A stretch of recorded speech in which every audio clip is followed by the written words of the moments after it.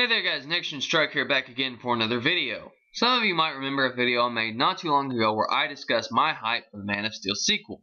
I have remained excited for the film, until recently when rumors and news started flooding the internet about the movie. Because of that, I'm very upset, because if it's all true, the DC Cinematic Universe is screwed. So let me explain it for you guys so that you understand where I'm coming from. Now we all know that the film was announced with a quote from The Dark Knight Returns and a symbol for the world's finest. The bat symbol in this picture was a logo from The Dark Knight Returns. Now I thought they were doing all of this just because they wanted to hype up the film and show that Batman and Superman would be friends at first. Probably having a fight or two and then defeating Lex or something as a team. However, all that was basically debunked when David Goyer announced that the film would be called either Superman vs. Batman or vice versa. Now at first, I believe this was all to build hype, because after all, if the movie was just about them two fighting and nothing else, then how could they be in the Justice League in the next film? Then I read the next bit of news that had Frank Miller meeting with Zack Snyder to discuss the film. If that wasn't ominous enough, Snyder expressed that Warner Brothers wasn't letting him have control of his own movie, and that his ideal Superman wasn't going to be in the movie. Now that is a reason to be concerned, people. However, being a cautious person that I was, I still had my hope. That is, until it was rumored that DC was looking for a man ages 40 and up to play Batman. So yeah, after hearing that, I was pissed, and I still am. So now that I've given you guys my history lesson, let me tell you why all of this is a horrible idea. Reason number 1, Batman being an old man. Now I'm okay with Batman that is in his 30s to 40s, however, DC is going for the older men, aka The Dark Knight Returns Batman. Now, I love that story, for those wondering. But that is not the Batman we need for this film. Why? Think about how many problems and logic that creates. We all know that Bruce was trained his whole life to become Batman and started in his early years. Probably from late 20s to early 30s, if I had to guess. So if that's the case, then where has he been all this time? When Metropolis was attacked, did he even try to help or what? What about the other Leaguers? They're all around Bruce's age, so why didn't they help? Now some might say, well, this Batman might start in his 40s or something. Then let me ask you this. Why? Were his parents not killed until he was 30 or something? And are the other Justice League members suddenly much younger than Batman is now? Clearly Superman is young. Now if they're legitimately copying The Dark Knight Returns and making him retired, then that's a whole new problem in itself. Why? Well, think about it. Dark Knight Returns was set after Jason Todd died and Batman had been retired for 10 years, meaning that him and Superman knew each other for a long time. He was even on the Justice League until the government made them break it up. Now, if they're copying The Dark Knight Returns for this movie, you can see why that makes no sense. Just the thought of having Batman so much older than Superman makes me cringe. If they want to go that route, why not use Christian Bale from Rises? Now, that makes way more sense. I wouldn't like it that much, but it would make a little bit more sense. Of course, they've confirmed Bale not to return, as Nolan wants to keep his universe separate. After hearing all this news, I can honestly see why. You also have to consider how many sequels and spin-offs this film will have. If Batman has his own trilogy, where can they possibly go with this story if he's that old? Also, how could he even keep up with the other Leaguers at his age? He can barely do it in his prime.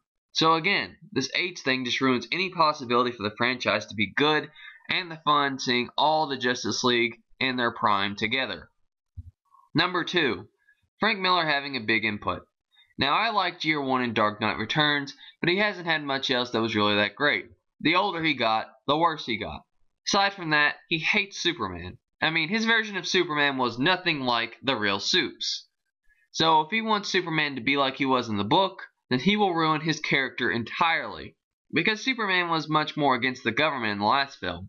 Mainly because he took down a satellite and put the army in their place. So, yeah, being that this is Superman's chance to regain popularity in the mainstream and be a big hit, let's not ruin it. Again, Warner Brothers. Please. Reason number 3. Zack Snyder not being in control of his own movie. I mean, do I really have to explain this point? If he's not into this movie, then it's not going to turn out as well. Simple as that. Also, if this movie sucks, he gets the blame. That's just not cool. He, Goyer, and Nolan made an awesome reboot of Superman. Their dream should not be taken over by a company that has never really understood what the mainstream likes.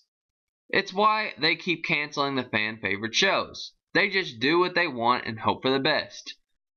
If this becomes all about money and not about making a rich and engaging masterpiece that will set up the Justice League, then this film shouldn't be made. Not until they get their act together.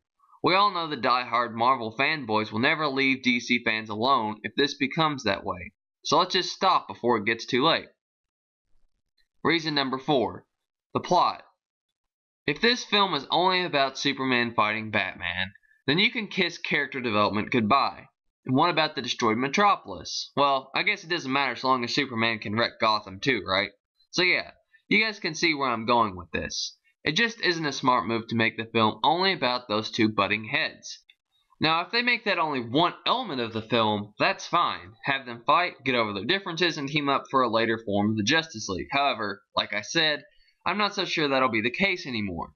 And reason number 5, underpowering Superman. This is beyond obvious. Batman is more beloved, therefore Superman must be underpowered and look like a weak bad guy like he did in The Dark Knight Returns.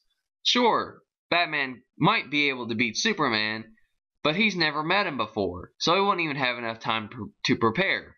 Even if he prepared, he couldn't beat Superman for long. Superman is unstoppable and solar-powered. Batman is human. End of the day, Batman can only knock him out or stall him, nothing more. The only universe Batman could kill him in is, well, you guessed it, The Dark Knight Returns. So yeah, not looking good for the Man of Steel now, is it? Now, like I said, all of this is speculation, but from the recent news, it looks like they're going this route. So I'm really hoping, well, more like begging, that they don't do this. Hey, we listened to the fans before about rushing Justice League of America and ending a world's finest movie, and we're getting one. Sorta. So maybe if we complain again, they'll stop being stupid and listen. Just maybe. Trust me guys, we do not want another Dark Knight Returns. It's a non-canon story, so let's keep it that way. Anyway, let's hope I'm entirely wrong and DC makes an amazing film, because I really want this movie to blow me away. Until then, keep complaining guys, and I'll catch you guys later.